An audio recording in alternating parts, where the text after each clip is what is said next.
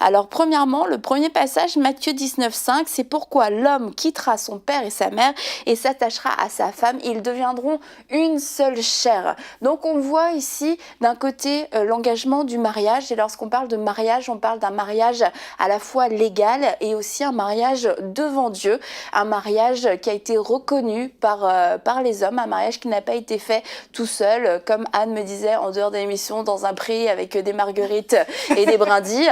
Non, un vrai mariage légal et devant Dieu, et deviendra une seule chair. On voit que c'est vraiment la condition pour pouvoir entrer dans la sexualité, c'est le mariage. Et deuxièmement, et pour moi c'est un des modèles les plus frappants et les plus explicites de la parole de Dieu, c'est les modèles de Marie et de Joseph.